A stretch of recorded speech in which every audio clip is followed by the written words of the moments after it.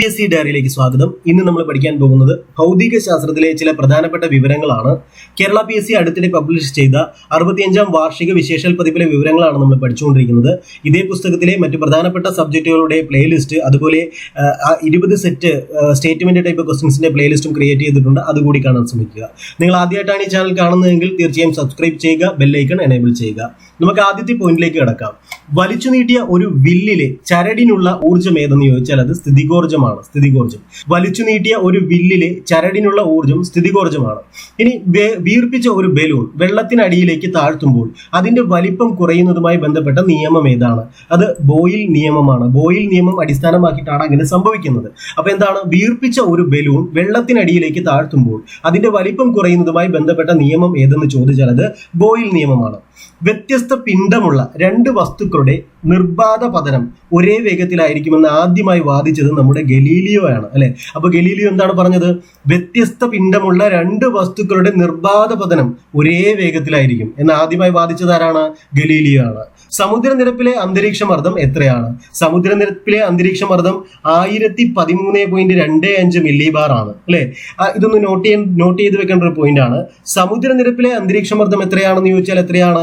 1013.25 millibar ആണ്. ഹ്യൂമിഡിറ്റിയുടെ ഏറ്റവും ഉയർന്ന മൂല്യം എത്രയാണ്? അത് 100 ആണ്, അല്ലെ?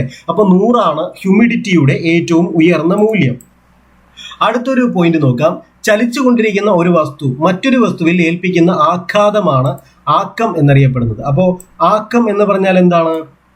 ചലിച്ചുകൊണ്ടിരിക്കുന്ന ഒരു വസ്തു മറ്റൊരു വസ്തുവിൽ ഏൽപ്പിക്കുന്ന ആഘാതമാണ് ആക്കം എന്നറിയപ്പെടുന്നത്.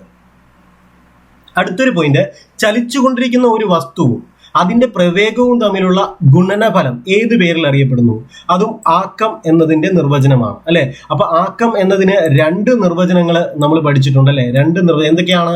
ഒന്ന് നമുക്ക് പറയാം, ചലിച്ചുകൊണ്ടിരിക്കുന്ന ഒരു വസ്തുവിന് മറ്റൊരു വസ്തുവിൽ ഏൽപ്പിക്കുന്ന ആഘാതം, അതിനെ നമുക്ക് ആക്കം എന്ന് പറയാം. അതുപോലെ തന്നെ ചലിച്ചുകൊണ്ടിരിക്കുന്ന ഒരു വസ്തുവും അതിന്റെ പ്രവേഗവും തമ്മിലുള്ള ഗുണനഫലം ഏത് പേരിൽ അറിയപ്പെടുന്നു? അതും ആക്കം എന്ന് നമുക്ക് പറയാം. ഡാമുകളിലെ ജലം അതിന്റെ മർദ്ദം കൂടുതൽ ചെലുത്തുന്നത് എല്ലാ ദിശകളിലേക്കുമാണ്, അല്ലെ? ഡാമുകളിലെ ജലം അതിന്റെ മർദ്ദം കൂടുതൽ ചെലുത്തുന്നത് എവിടേക്കാണ്? എല്ലാ ദിശകളിലേക്കുമാണ് ഡാമുകളിലെ ജലം അതിന്റെ മർദ്ദം കൂടുതൽ ചെലുത്തുന്നത്. നിർബാധം പതിക്കുന്ന വസ്തുവിന്റെ ഭാരം എത്രയായിരിക്കും? നിർബാധം പതിക്കുന്ന വസ്തുവിന്റെ ഭാരം എപ്പോഴും 0 ആയിരിക്കും. നിർബാധം പതിക്കുന്ന വസ്തുവിന്റെ ഭാരം എത്രയായിരിക്കും? ഭാരം 0 ആയിരിക്കും. നിരപ്പായ പ്രതലത്തിൽ കോമ്പസ് വെച്ചാൽ അതിലെ കാന്തസൂചി ഏത് ദിശയിലാവും നിലകൊള്ളുന്നത്? അത് തെക്കുവടക്ക് ദിശയിലാവും നിലകൊള്ളുന്നത്. അപ്പൊ ഒന്നുകൂടെ നോക്കുക. നിരപ്പായ പ്രതലത്തിൽ കോമ്പസ് വെച്ചാൽ അതിലെ കാന്തസൂചി തെക്കുവടക്ക് ദിശയിലാവും നിലകൊള്ളുന്നത്. അടുത്ത പോയിന്റ് നമുക്ക് നോക്കാം. ഭൂഗുരുത്വ ബലം ഏറ്റവും കുറവുള്ളത് എവിടെയാണ്? അത് ഭൂമധ്യരേഖയിലാണ്, അല്ലെ? ഭൂമധ്യരേഖയിൽ. ഇതൊക്കെ നമ്മൾ ചെറിയ ക്ലാസ്സുകളിൽ നമ്മൾ പഠിച്ചിട്ടുള്ള കാര്യങ്ങളാണ്. ഇത് നമ്മളൊന്ന് റിഫ്രഷ് ചെയ്ത് പോകുന്നതേ ഉള്ളൂ, അല്ലെ? ഭൂഗുരുത്വ ബലം ഏറ്റവും കുറവുള്ളത് എവിടെയാണ്? ഭൂമധ്യരേഖയിലാണ്. ഭൂഗുരുത്വ ബലം ഏറ്റവും കൂടുതലുള്ളത് ധ്രുവപ്രദേശത്തും, അല്ലെ? അപ്പൊ എന്താ വ്യത്യാസം നോക്കുക. ഭൂഗുരുത്വ ബലം ഏറ്റവും കുറവുള്ളത് ചോദിച്ചാൽ അത് ഭൂമധ്യരേഖയിലും, ഭൂഗുരുത്വ ബലം ഏറ്റവും കൂടുതലുള്ളത് ചോദിച്ചാൽ അത് ധ്രുവപ്രദേശത്തുമാണ്. പ്രകൃതിയിലെ ബലങ്ങളിൽ ഏറ്റവും ശക്തി കൂടിയത് ന്യൂക്ലിയർ ബലമാണ്. ഇതൊന്ന് നോട്ട് ചെയ്ത് വെച്ചോളൂ. ഇതൊരു പ്രീവിയസ് ക്വസ്റ്റ്യൻ ആണ്. പ്രകൃതിയിലെ ബലങ്ങളിൽ ഏറ്റവും ശക്തി കൂടിയത് ന്യൂക്ലിയർ ബലമാണ്. പണ്ടൊരു ക്വസ്റ്റ്യനിൽ ചോദിച്ചിട്ടുണ്ട്, ഈ ബലങ്ങളുടെ അടിസ്ഥാനത്തിൽ ആരോഹണ ക്രമത്തിൽ എഴുതുക എന്ന് പറഞ്ഞിട്ട് ന്യൂക്ലിയർ ബലം, അങ്ങനെ ഒരു കുറച്ച് ബലങ്ങളുണ്ടല്ലോ, ആ ബലത്തിന്റെ ഒരു ഭാഗത്ത് വരുന്നതാണ്. അതെല്ലാം കൂടെ ഇങ്ങനെ ചോദിച്ചിട്ടുണ്ടായിരുന്നു. അപ്പോൾ നിങ്ങൾ പഠിക്കുമ്പോൾ അത് നോട്ട് ചെയ്ത് പഠിക്കുക. പ്രകൃതിയിലെ ബലങ്ങളിൽ ഏറ്റവും ശക്തി കൂടിയത് ന്യൂക്ലിയർ ബലമാണ്. പ്രവേഗമാറ്റത്തിന്റെ നിരക്ക് ത്വരണം എന്നറിയപ്പെടുന്നു. പ്രവേഗമാറ്റത്തിന്റെ നിരക്ക് എങ്ങനെ അറിയപ്പെടുന്നു? ത്വരണം എന്നറിയപ്പെടുന്നു. ദ്രവ്യത്തിൽ തന്മാത്രകൾ തമ്മിലുള്ള ആകർഷണ ബലം ഏറ്റവും കൂടുതലുള്ള അവസ്ഥ ഖരാവസ്ഥയിലാണല്ലേ? ഖരാവസ്ഥയില് ദ്രവ്യത്തില് തന്മാത്രകൾ തമ്മിലുള്ള ആകർഷണ ബലം ഏറ്റവും കൂടുതലായിരിക്കും. എന്താണ്? ഖരാവസ്ഥയില് ദ്രവ്യത്തില് തന്മാത്രകൾ തമ്മിലുള്ള ആകർഷണ ബലം ഏറ്റവും കൂടുതലായിരിക്കും. ഗ്ലാസിൽ വെള്ളം പറ്റിപ്പിടിച്ചിരിക്കുന്നതിന് കാരണമായ ബലം ഏതെന്ന് ചോദിച്ചാൽ അത് അഡ്ഹീഷൻ ബലമാണ്. അപ്പൊ അഡ്ഹീഷൻ ബലം മൂലമാണ്, അല്ലെങ്കിൽ അഡ്ഹീഷൻ ബലം ഉള്ളത് കൊണ്ടാണ് ഗ്ലാസിൽ വെള്ളം പറ്റിപ്പിടിച്ചിരിക്കുന്നത്. മുങ്ങിക്കിടക്കുന്ന ഒരു വസ്തുവില് ദ്രാവകം മുകളിലോട്ട് പ്രയോഗിക്കുന്ന ബലം ഏത് പേരിൽ അറിയപ്പെടുന്നു? അത് പ്ലവക്ഷമ ബലം എന്നാണ് അതിന് പറയുന്നത്. അപ്പൊ എന്താണ്? മുങ്ങിക്കിടക്കുന്ന ഒരു വസ്തുവില് ദ്രാവകം മുകളിലേക്ക് പ്രയോഗിക്കുന്ന ബലം പ്ലവക്ഷമ ബലം എന്നറിയപ്പെടുന്നു.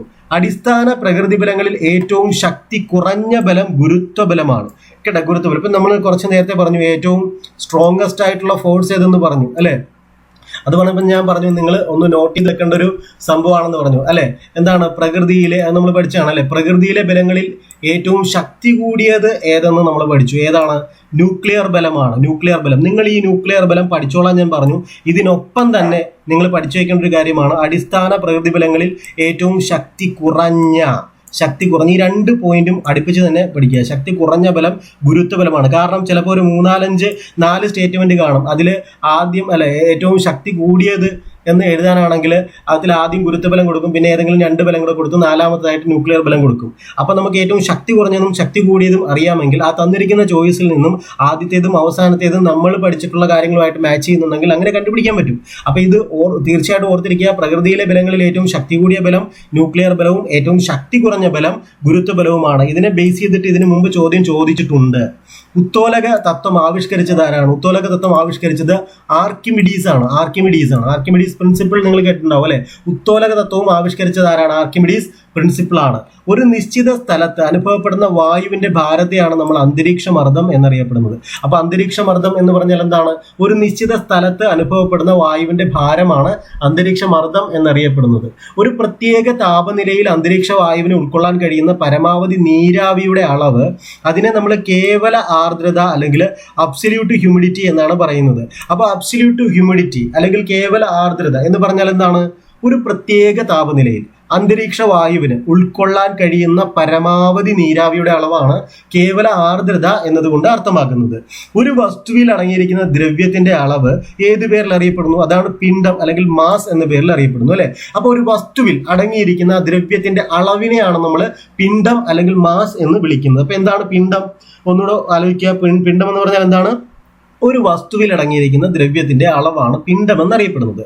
ഒരു വസ്തുവിനെ മുൻപോട്ടോ പിൻപോട്ടോ ചലിപ്പിക്കാൻ പ്രയോഗിക്കുന്ന ശക്തിയെയാണ് നമ്മൾ ബലം അല്ലെങ്കിൽ ഫോഴ്സ് എന്ന് വിളിക്കുന്നത്. അപ്പൊ എന്താണ് ബലം അല്ലെങ്കിൽ ഫോഴ്സ്? ഒരു വസ്തുവിനെ മുൻപോട്ടോ പിൻപോട്ടോ ചലിപ്പിക്കാൻ പ്രയോഗിക്കുന്ന ശക്തിയാണ് ബലം എന്ന് പറയുന്നത് അല്ലെ.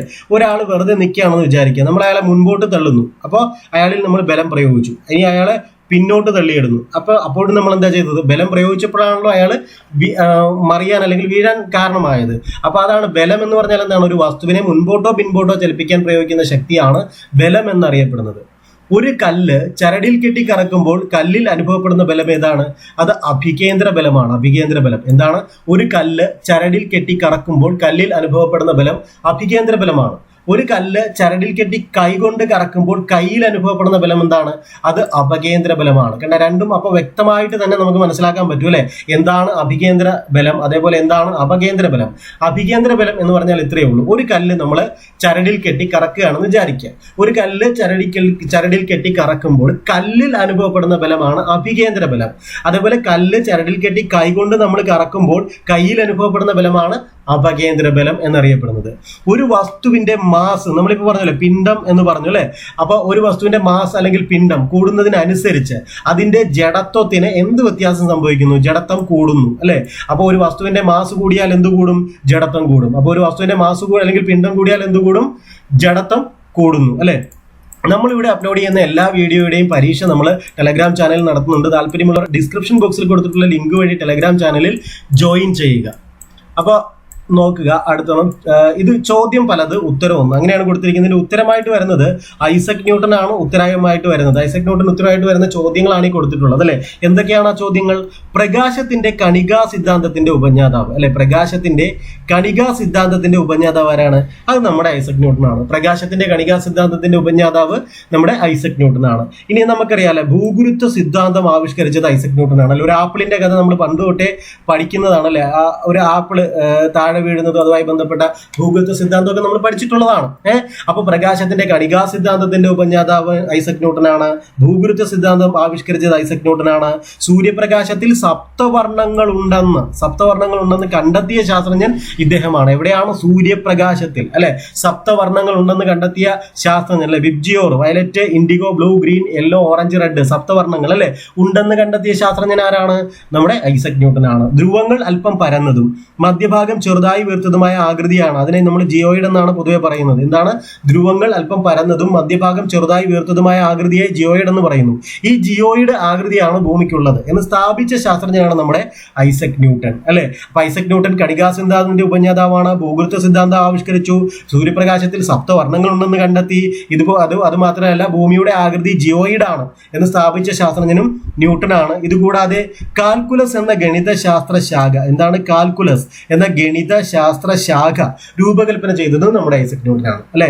എന്താണ് അവസാനത്തെ പോയിന്റ്? കാൽക്കുലസ് എന്ന ഗണിതശാസ്ത്ര ശാഖ രൂപകൽപ്പന ചെയ്തതും നമ്മുടെ ഐസക് ന്യൂട്ടനാണ്.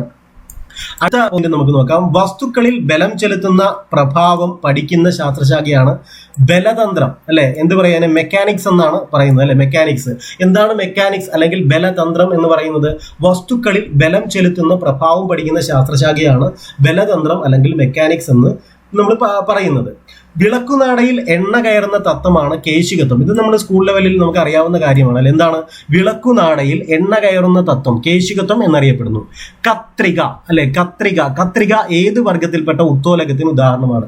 അത് 1ാം വർഗ ഉത്തോലകമാണ് കത്രിക. അപ്പൊ കത്രിക, അല്ലെ? കത്രിക എന്താണ്? 1ാം വർഗ ഉത്തോലകമാണ്. ഭൂമിയുടെ ഉപരിതലത്തിൽ നിന്ന് മുകളിലേക്ക് പോകുന്തോറും ഗുരുത്വാകർഷണ ബലത്തിന് എന്ത് വ്യത്യാസം സംഭവിക്കുന്നു? കുറയുന്നു, അല്ലെ? ഇതൊക്കെ നമ്മൾ കാണാതെ പഠിക്കേണ്ട കാര്യമില്ല, നമുക്കറിയാം. ഭൂമിയുടെ ഉപരിതലത്തിൽ നിന്ന് മുകളിലേക്ക് പോകുന്തോറും ഗുരുത്വാകർഷണ ബലം കുറയുന്നു എന്ന് നമുക്കറിയാം. കത്രിക, തുലാസ്, കട്ടിംഗ് പ്ലെയർ, ഇതൊന്ന് നോട്ട് ചെയ്യണം, അല്ലെ? കത്രിക, തുലാസ്, അതുപോലെ കട്ടിംഗ് പ്ലെയർ എന്നിവ എത്രാം വർഗ ഉത്തോലകങ്ങളിൽ പെടുന്നു? ഇത് 1ാം വർഗ ഉത്തോലകത്തിൽ പെടുന്നതാണ്, അല്ലെ? 1ാം വർഗ ഉത്തോലകത്തിൽ പെടുന്നതാണ് കത്രിക, തുലാസ്, കട്ടിംഗ് പ്ലെയർ, അല്ലെ? കത്രിക, തുലാസ്, കട്ടിംഗ് പ്ലെയർ. ഇനി കാന്തത്തിന് ചുറ്റും അതിന്റെ പ്രഭാവം അനുഭവപ്പെടുന്ന മേഖല ഏത് പേരിൽ അറിയപ്പെടുന്നു? അത് കാന്തിക മണ്ഡലം എന്നാണ് അറിയപ്പെടുന്നത്, അല്ലെ? കാന്തിക മണ്ഡലം എന്ന് പറഞ്ഞാൽ എന്താണ്? കാന്തിക മണ്ഡലം, കാന്തത്തിന് ചുറ്റും അതിന്റെ പ്രഭാവം അനുഭവപ്പെടുന്ന മേഖലയാണ് കാന്തിക മണ്ഡലം എന്നതുകൊണ്ട് അർത്ഥമാക്കുന്നത്. ഇനി ചലിക്കാത്ത വസ്തുക്കളിലെ ബലത്തെക്കുറിച്ചുള്ള പഠനം ഏതാണ്? അത് സ്റ്റാറ്റിക്സ്, അല്ലെ? സ്റ്റാറ്റിക്സ് അല്ലെങ്കിൽ സ്ഥിതബല തന്ത്രം എന്നറിയപ്പെടുന്നു, സ്റ്റാറ്റിക്സ്. അപ്പൊ എന്താണ്? ചലിക്കാത്ത വസ്തുക്കളിലെ ബലത്തെക്കുറിച്ചുള്ള പഠനമാണ് സ്ഥിതബല തന്ത്രം അഥവാ സ്റ്റാറ്റിക്സ്. ചുറ്റിക കൊണ്ട് ആണി അടിച്ച് കയറ്റുമ്പോൾ പ്രയോഗിക്കപ്പെടുന്ന ബലം ആവേഗ ബലമാണ്, ആവേഗബലം. ഇനി നിങ്ങൾ എവിടെയെങ്കിലും ഭിത്തിയിൽ ആണി അടിച്ച് കയറ്റുമ്പോൾ, അല്ലെങ്കിൽ തടിയിൽ ആണി അടിച്ച് കയറ്റുമ്പോൾ ആലോചിക്കുക, അവിടെ പ്രവർത്തിക്കുന്ന ബലം ഏതാണ്? ആവേഗ ബലമാണ്. അല്ലെങ്കിൽ അവിടെ പ്രയോഗിക്കുന്ന ബലം ഏതാണ്? ആവേഗ ബലമാണ്. ചുറ്റിക കൊണ്ട് ആണി അടിച്ച് കയറ്റുമ്പോൾ പ്രയോഗിക്കപ്പെടുന്ന ബലം ഏതാണ്? ആവേഗ ബലമാണ്. ടൂത്ത് പേസ്റ്റ് ട്യൂബിന്റെ ഏത് ഭാഗത്ത് അമർത്തിയാലും പേസ്റ്റ് പുറത്തേക്ക് വരുന്നതിന് പിന്നിലെ തത്വം പാസ്കൽ തത്വമാണ്, അല്ലെ? ഇത് പലർക്കും പുതിയൊരു അറിവായിരിക്കും, അല്ലെ? പാസ്കൽ തത്വം അനുസരിച്ചിട്ടാണ് ടൂത്ത് പേസ്റ്റ് ട്യൂബിന്റെ ഏത് ഭാഗത്ത് അമർത്തിയാലും പേസ്റ്റ് പുറത്തേക്ക് വരുന്നത്, അല്ലെ? അപ്പൊ ആ ഒരു, ഇനിയിപ്പം നിങ്ങൾ ദിവസവും രാവിലെ ചെയ്യുന്ന കാര്യമാണല്ലോ, രാവിലെയും രാത്രിയും ചെയ്യുന്ന കാര്യമാണല്ലോ ടൂത്ത് പേസ്റ്റ് എടുക്കുന്നത്. ഇനിയിപ്പോ ഇന്ന് രാത്രി അല്ലെങ്കിൽ ഇന്ന് നിങ്ങൾ പല്ല് തേച്ച് കാണത്തില്ലല്ലോ. അപ്പൊ നിങ്ങൾ രാവിലെ ടൂത്ത് പേസ്റ്റ് എടുക്കുമ്പോൾ നിങ്ങൾ ആലോചിക്കുക, നിങ്ങൾ അപ്ലൈ ചെയ്യുന്നത് പാസ്കൽ തത്വമാണ്, അല്ലെ? ഓക്കെ. അപ്പൊ ടൂത്ത് പേസ്റ്റിന്റെ ട്യൂബിന്റെ ഏത് ഭാഗത്ത് അമർത്തിയാലും പേസ്റ്റ് പുറത്തേക്ക് വരുന്നതിന് പിന്നിലെ തത്വം എന്താണ്? പാസ്കൽ തത്വമാണ്, അല്ലെ? Pascal principle. തൈര് കടയുമ്പോൾ നെയ്യ് ലഭിക്കുന്നതിന് കാരണമായ ബലം അപകേന്ദ്ര ബലമാണ്, അപകേന്ദ്ര ബലം, അല്ലെ? എന്താണ്? തൈര് കടയുമ്പോൾ നെയ്യ് ലഭിക്കുന്നതിന് കാരണമായ ബലം എന്താണ്? അപകേന്ദ്ര ബലമാണ്. റോക്കറ്റ് മുകളിലേക്ക് ഉയരുന്നതിന് പിന്നിലെ തത്വം ആക്ക സംരക്ഷണ നിയമമാണ്, അല്ലെ? ആക്ക സംരക്ഷണ നിയമമാണ് റോക്കറ്റ് മുകളിലേക്ക് ഉയരുന്നതിന് പിന്നിലെ തത്വം, അല്ലെ? പാക്കുവെട്ടി, പേപ്പർ കട്ടർ, വീൽ ബാരോ എന്നിവ എത്രാം വർഗ ഉത്തോലകങ്ങളിൽ പെടുന്നു? ഇത് 2ാം വർഗ ഉത്തോലകങ്ങളിൽ വരുന്ന ഉപകരണങ്ങളാണ്. ഏതൊക്കെ? പാക്കുവെട്ടി, പേപ്പർ, കട്ടർ, വീൽ ബാരോ, അല്ലെ? ഇത്രയും പാക്കുവെട്ടി, പേപ്പർ കട്ടർ, വീൽ ബാരോ ഇത്രയും 2ാം വർഗ ഉത്തോലകത്തിൽ വരുന്നതാണ്. ഭൂമിയുടെ അന്തരീക്ഷ പാളിയെ പിടിച്ചു നിർത്തുന്ന ബലം ഏതെന്ന് ചോദിച്ചാൽ അത് ഗുരുത്വാകർഷണ ബലമാണ്, അല്ലെ? ഇതും ഒരു പുതിയ അറിവായിരിക്കും ചിലർക്ക്, അല്ലെ? ഭൂമിയുടെ അന്തരീക്ഷ പാളിയെ പിടിച്ചു നിർത്തുന്ന ബലം ഏതാ? ഗുരുത്വാകർഷണ ബലമാണ്. ഭൂമിയുടെ ഉള്ളിലേക്ക് പോകുന്തോറും ഗുരുത്വാകർഷണ ബലത്തിന് എന്ത് വ്യത്യാസമാണ് സംഭവിക്കുന്നത്? കുറയുന്നു, അല്ലെ? ഭൂമിയുടെ ഉള്ളിലേക്ക് പോകുന്തോറും ഗുരുത്വാകർഷണ ബലം കുറയുന്നു, കേട്ടോ? ഇത് ശ്രദ്ധിച്ച് മനസ്സിലാക്കുക, കേട്ടോ? ഭൂമിയുടെ ഉള്ളിലേക്ക് പോകുന്തോറും ഗുരുത്വാകർഷണ ബലം കുറയുന്നു, അല്ലെ? ഇനി ഭൂഗുരുത്വ സ്ഥിരാങ്കത്തിന്റെ യൂണിറ്റ് എന്തെന്ന് ചോദിച്ചാൽ അത് ന്യൂട്ടൺ മീറ്റർ പ്രതി കിലോഗ്രാം സ്ക്വയർ ആണ്, അല്ലെ? പ്രതി കിലോഗ്രാം സ്ക്വയർ. അപ്പോൾ ഭൂഗുരുത്വ സ്ഥിരാങ്കത്തിന്റെ യൂണിറ്റ് എന്താണ്? ന്യൂട്ടൺ മീറ്റർ പ്രതി കിലോഗ്രാം സ്ക്വയർ ആണ്. അടുത്തൊരു പോയിന്റ് നോക്കാം. ഭൂകേന്ദ്രത്തിലെ ആകർഷണ ബലം എത്രയാണ്? അത് 0 കേട്ടോ. ഭൂകേന്ദ്രത്തിലെ ആകർഷണ ബലം 0. ഭൂകേന്ദ്രത്തിലെ ആകർഷണ ബലം എത്രയാണ്? 0. പ്രപഞ്ചത്തിലെ ഏറ്റവും ശക്തി കുറഞ്ഞ ബലം ഗുരുത്വാകർഷണ ബലമാണ് അല്ലെ, നമ്മൾ പഠിച്ചിട്ടുണ്ട് അല്ലെ. പ്രപഞ്ചത്തിലെ ഏറ്റവും ശക്തി കുറഞ്ഞ ബലം ഏതാണ്? ഗുരുത്വാകർഷണ ബലം.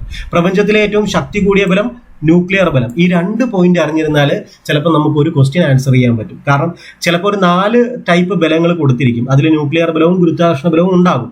ഇതിൽ ശക്തി കുറയുന്നതിന്റെ അടിസ്ഥാനത്തിൽ അല്ലെങ്കിൽ ശക്തി കൂടിയതിന്റെ അടിസ്ഥാനത്തിൽ ക്രമപ്പെടുത്തുക എന്ന് പറഞ്ഞ് ചിലപ്പോൾ കൊടുത്തിട്ടുണ്ടാവും. അതിൽ നമുക്ക് ഈ 2 പോയിന്റ് അറിഞ്ഞിരുന്നാൽ തന്നെ നമുക്ക് ആ ക്വസ്റ്റ്യൻ ആൻസർ ചെയ്യാൻ പറ്റും.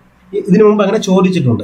2 വസ്തുക്കൾ തമ്മിലുള്ള ദൂരം പകുതിയായാൽ അവ തമ്മിലുള്ള ഗുരുത്വാകർഷണ ബലം എത്ര മടങ്ങാകും? 4 മടങ്ങാകും. 4 മടങ്ങ്. 2 വസ്തുക്കൾ തമ്മിലുള്ള ദൂരം പകുതിയായാൽ അവ തമ്മിലുള്ള ഗുരുത്വാകർഷണ ബലം എത്ര മടങ്ങാകും? 4 മടങ്ങാകും. എന്ന് വെച്ചാൽ 2 വസ്തുക്കൾ തമ്മിലുള്ള ദൂരം കുറയുമ്പോൾ, പകുതിയാകുക എന്ന് പറഞ്ഞാൽ കുറയുക എന്നാണല്ലോ, അവർ തമ്മിൽ വളരെ അടുത്തടുത്ത് വരുമ്പോൾ അവയ്ക്കിടയിലുള്ള ഗുരുത്വാകർഷണ ബലം കൂടും എന്ന് ഓർത്തിരുന്നാൽ മതി അല്ലെ. അത് എത്ര മടങ്ങാകും? 4. ഇത് ഇവിടെ ഇപ്പൊ പറയുന്നത് 2 വസ്തുക്കൾ തമ്മിലുള്ള ദൂരം പകുതിയായാൽ അവ തമ്മിലുള്ള ഗുരുത്വാകർഷണ ബലം 4 മടങ്ങാകുന്നു എന്ന് ഓർത്തിരിക്കുക കേട്ടാ. 2 വസ്തുക്കൾ തമ്മിലുള്ള ദൂരം ഇരട്ടിയായാൽ അവ തമ്മിലുള്ള ഗുരുത്വാകർഷണ ബലം എത്രയായി കുറയും? 4-1 കുറയും. 4-1. അപ്പൊ 2 വസ്തുക്കൾ തമ്മിലുള്ള ദൂരം ഇരട്ടിയായാൽ എന്ന് വെച്ചാൽ അവ തമ്മിലുള്ള അകലം വർദ്ധിച്ചു എന്നാണ് അല്ലെ. അവ തമ്മിലുള്ള അകലം വർദ്ധിച്ചു, അതാണ് ദൂരം ഇരട്ടിയായാൽ അവ തമ്മിലുള്ള ഗുരുത്വാകർഷണ ബലം എത്രയായി കുറയും? 4-1 കുറയും. ഇതൊക്കെ ഒന്ന് കണ്ണടച്ചിരുന്ന് ആലോചിച്ച് കൃത്യമായിട്ട് മനസ്സിലാക്കിയാൽ കാണാതെ പഠിക്കേണ്ട ആവശ്യം വരുന്നില്ല കേട്ടോ. 2 വസ്തുക്കളിൽ ഒന്നിന്റെ മാസ് ഇരട്ടിയായാൽ അവ തമ്മിലുള്ള ഗുരുത്വാകർഷണ ബലത്തിന് എന്ത് വ്യത്യാസം ഉണ്ടാകും? ഇരട്ടിയാകും അല്ലെ. 2 വസ്തുക്കളിൽ ഒന്നിന്റെ മാസ് ഇരട്ടിയായാൽ അവ തമ്മിലുള്ള ഗുരുത്വാകർഷണ ബലത്തിന് എന്ത് വ്യത്യാസമാണ് ഉണ്ടാകുക? ഇരട്ടിയാകും. ഇനി അടുത്തൊരു പോയിന്റ് പറയുന്നതിന് മുന്നേ ഞാൻ പറയുന്നത് നമ്മുടെ ക്ലാസ്സിൽ പരിശോധിച്ചാൽ ഈ PSC ബുള്ളറ്റിന്റെ 65ാം വാർഷിക വിശേഷ പരീക്ഷയിലെ വിവരങ്ങൾക്കാണ് കൂടുതലും ഫോക്കസ് ചെയ്തിട്ടുള്ളത്, പിന്നെ കറണ്ട് അഫയേഴ്സ്. അപ്പൊ നിങ്ങൾ ചെയ്യേണ്ടത്, നിങ്ങളിപ്പോൾ നന്നായിട്ട് പഠിച്ചിട്ടുള്ള ആൾക്കാരാണ് ഈ ക്ലാസ് കാണുന്നതെങ്കിൽ നിങ്ങൾക്ക് അതൊരു നല്ലൊരു റിവിഷൻ ആയിരിക്കും ഈ ടെക്സ്റ്റ് എന്ന് പറയുന്നത്. കാരണം വെച്ചാൽ ഈ ടെക്സ്റ്റിലെ ഇപ്പൊ തന്നെ നമ്മൾ ഈ ഫിസിക്സോ കെമിസ്ട്രിയോ എല്ലാം എടുക്കുമ്പോൾ ഇതൊരു അവിയൽ പരുവത്തിലാണ് എല്ലാം കൂടെ ഇതിനകത്ത് കൊടുത്തിട്ടുള്ളത്. ഞാൻ അതേപോലെ തന്നെയാണ് ഓരോ പോയിന്റ് ആയിട്ട് വായിച്ചു പോകുന്നതും. പക്ഷെ സിസ്റ്റമാറ്റിക്കലായിട്ട് പഠിച്ചിട്ടുള്ള ഒരാളെ സംബന്ധിച്ച് ഈ നമ്മുടെ ക്ലാസ്സുകളിലെ ഈ പുസ്തകം റെഫർ ചെയ്യുന്നത് ശരിക്കും ഒരു റിവിഷനാണ്. ശരിക്കും നല്ലൊരു റിവിഷൻ ആയിരിക്കും. അപ്പോൾ നിങ്ങൾ പരീക്ഷ എടുക്കുന്ന സമയങ്ങളിൽ മാക്സിമം നമ്മുടെ ക്ലാസ്സുകൾ ഒരു 2x സ്പീഡിലിട്ടെങ്കിലും നിങ്ങൾ കാണാൻ ശ്രമിച്ചാൽ നല്ലൊരു റിവിഷൻ ആയിരിക്കും നിങ്ങൾക്ക്. അപ്പോൾ ഇനി അടുത്ത ലാസ്റ്റത്തെ പോയിന്റിലേക്ക് നമ്മൾ പോവുകയാണ്. 2 വസ്തുക്കളുടെ മാസ് ഇരട്ടിയായാൽ അവ തമ്മിലുള്ള ഗുരുത്വാകർഷണ ബലം എത്ര ഇരട്ടിയാകും? അത് 4 ഇരട്ടിയാകും. 2 വസ്തുക്കളുടെ മാസ് ഇരട്ടിയായാൽ അവ തമ്മിലുള്ള ഗുരുത്വാകർഷണ ബലം 4 ഇരട്ടിയായി മാറുന്നു. അപ്പൊ ഇന്ന് ഇത്രയുമാണ് നമ്മൾ പഠിക്കുന്നത്. ബാക്കി നമുക്ക് അടുത്ത ക്ലാസ്സിൽ പഠിക്കാം. Thank you. All the best.